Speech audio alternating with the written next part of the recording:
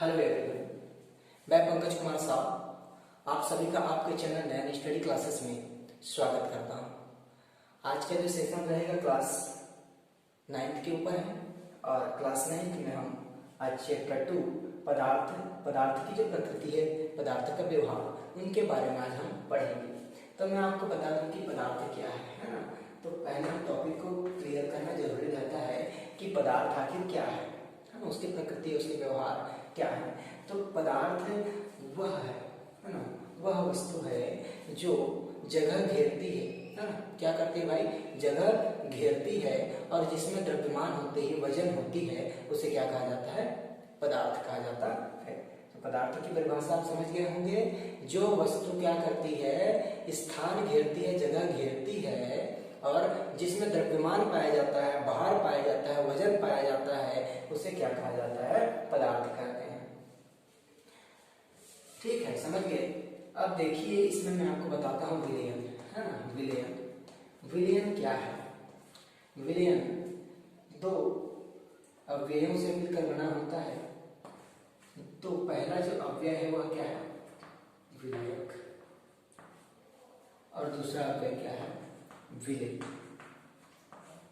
तो देखिए, विलयन की परिभाषा इन दोनों से ही मिलकर बनेगी। अब इन दोनों की परिभाषा हम उसी में बता देंगे। ठीक, तो विलायक और विलय। तो विलायक जो अत्यधिक मात्रा में होती है ना, ज्यादा मात्रा में कौन होती है? विलायक होती है। विलायक जो ज्यादा मात्रा में होती है। और विलय जो विलायक में क्या होती है? घुलती है। विलायक में घुलती है और उसकी जो मात्रा होती है वो क्या होती है? कम होती है। इसकी मात्रा क्या होती है? अधिक होती है।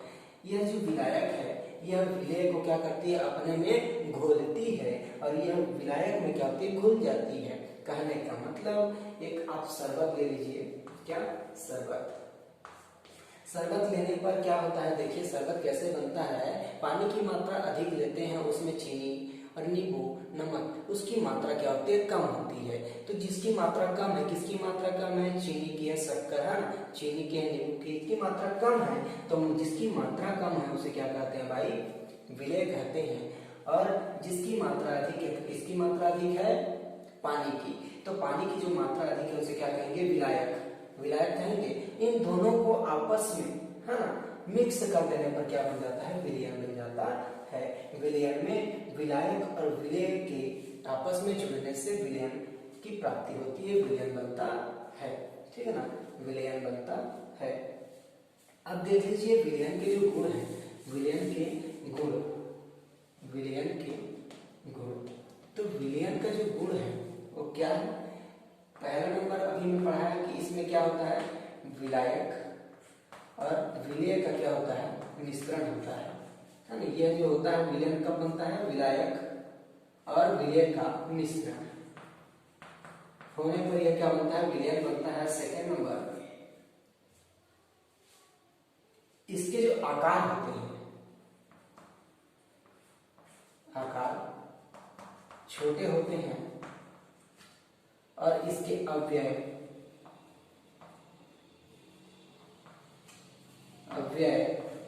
क्या होते हैं? परमाणु के समान, है ना। परमाणु व अणु के समान इस तरह के होते हैं, है ना, इस तरह के होते हैं। ठीक है, समान स्तर के होते हैं। तीसरा जो पॉइंट है यह है, आकार में जब छोटे होंगे तो हम इसको क्या नहीं कर सकते? फिल्टर नहीं कर सकते, छान नहीं सकते, है ना, छान नहीं सकते। क्यों नहीं सकते? छान क्यों नहीं सकते हैं कि क्योंकि ये आकार में इतने छोटे होते हैं, इसलिए इसको छान नहीं सकते। ठीक है ना।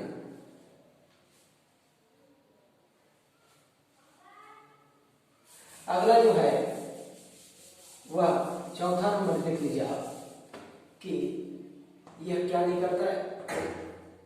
आकार छोटे होने के कारण, है ना, आकार छोटे होने के कारण यह प्रकाश को नहीं फैलाता, है ना। प्रकाश की किरणों को क्या नहीं करता? प्रकाश की किरण को क्या नहीं करता? नहीं फैलाता। ठीक है, प्रकाश की किरणों को क्या नहीं करता? या नहीं फैलाता। ठीक, समझ गए होंगे ना जी। अब देख लीजिए अगला जो पॉइंट है वो है तत्व। अगला पॉइंट क्या है हमारा? तत्व। ध्यान से सुनते रहिएगा, ठीक है। तत्व, तत्व क्या है? वह पदार्थ, वह वस्तु है ना जिसकी जो परमाणु होती है, परमाणु संख्या कितनी होती है? एक होती है। परमाणु संख्या कितनी होती है? एक। जिसमें एक परमाणु पाया जाता है ना। जिसमें कितनी परमाणु पाए जाते हैं? एक परमाणु पाया जाता है, उसे क्या कहा जाता है? तत्व कहते हैं, है ना। वह पदार्थ है जिसकी जो तत्व है, कितने परमाणु के बने होते हैं? वे कितने परमाणु के?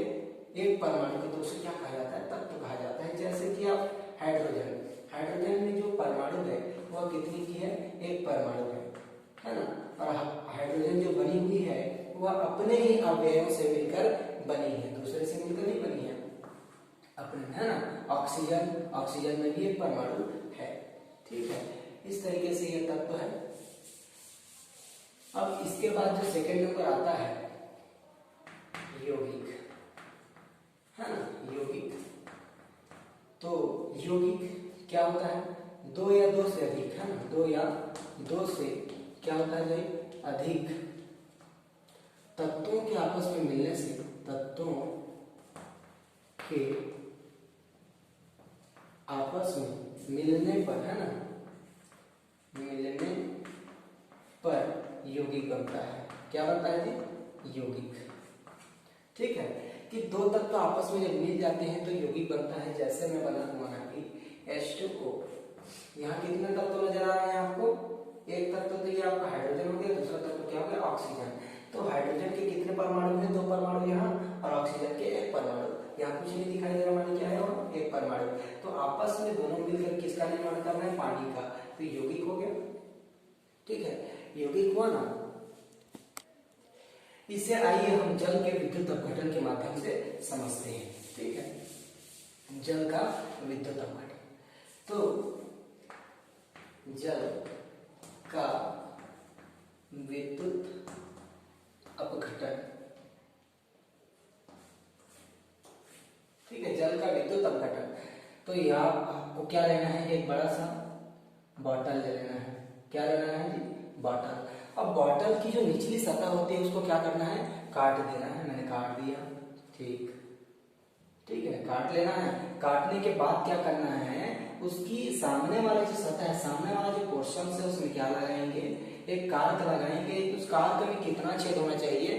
दो छेद होना चाहिए। उसमें हम क्या करेंगे? दोनों छेद में, है ना, दोनों छेद में कार्बन की छड़ों को इस तरीके से व्यवस्थित करेंगे, उसे मोम से, मोमबत्ती से क्या करेंगे? उसको सील कर देंगे, ताकि उसमें कोई ऐसा छेद ना रह जाए जिससे पानी का लीकेज नीचे आ जाए, ठीक है। तो हम क्या करेंगे? उसमें दोनों कार्बन की छड़ों को लगा दें, ठीक है। अब देखिए इसमें क्या करते हैं? इसे बीकर स्टैंड से क्या कर लेते हैं? टाइट कर लेते हैं। ये क्या है? बीकर स्टैंड, ठीक है ना। ये क्या था? बॉटल, या तो बीकर समझ लीजिए, बॉटल समझिए, ठीक। ये दो छेद वाली कार्क है, और ये जो आपको दिख रहा है वो क्या है? कार्क, परत, कार्बन की छड़ है, कार्बन की छड़, ठीक है। अब देखिए हमको इसमें क्या भरना है? एक चौथाई क्या कर देना है? पानी भर देना है, ठीक है। एक चौथाई क्या कर देना है? पानी भर देना है। पानी भरने के बाद हमको क्या करना है? एक परख, दो परख नली लेकर, दो परख नली लेना है, ठीक है। अब उसको इस तरीके से इसके ऊपर ढकना है ना, ऊपर ऐसे ढकना है ताकि उसमें फिट हो जाए, ठीक है। उसको उल्टा कर लेंगे, परख नली को इस तरीके से ढक देंगे, इस तरीके से, ठीक है। इस तरीके से ढकने के बाद उसमें क्या हो जाएगा? देखिए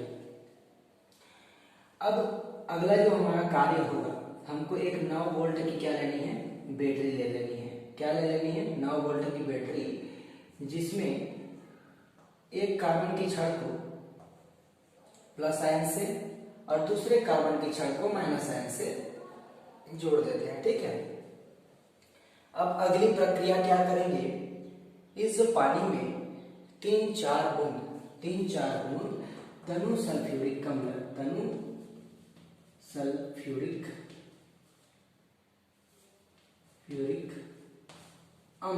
ठीक है, तनु सल्फ्यूरिक अम्ल क्या करेंगे, डालेंगे पानी में। कितनी, 3 या 4 बूंद तनु सल्फ्यूरिक अम्ल पानी में डालेंगे। उसके बाद हम क्या करेंगे, बैटरी से जोड़ने के बाद इसको आधा घंटा या 10 मिनट के लिए छोड़ देंगे। इसमें क्रिया होना शुरू हो जाएगा तो इसमें गैस भरना प्रारंभ होगा, तो इसके जल स्तर क्या होगा, नीचे आता जाएगा और गैस भरते जाएंगे, ठीक है।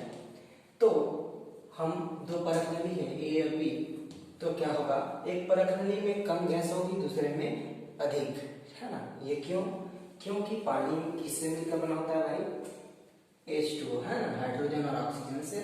तो अब क्या करेंगे, इसको हमको सिद्ध करना है ना, इसको सिद्ध करना है तो परख नली को अंगूठे से दबा कर निकाल लेना है, दोनों परख नली को। अब माचिस की तीली का उपयोग करते हुए माचिस की तीली के सामने एक एक परख नली को खोलते जाएंगे, ठीक है। अगर परख नली के सामने माचिस की तीली अगर आवाज करती है, तेज गति की आवाज करती है, तो आवाज जब करेगी ना, तो वहां कौन सी गैस होगी जी, हाइड्रोजन। और वह जब दूसरी परख नली में अगर वह तेज जली तो वह क्या हो जाएगी, ऑक्सीजन गैस की उपस्थिति को प्रदर्शित करेगी, ठीक है। ये आप समझ गए होंगे, ठीक है। आज की क्लास में बस इतना ही, अगले क्लास में हम इस चैप्टर को खत्म करेंगे, ठीक है।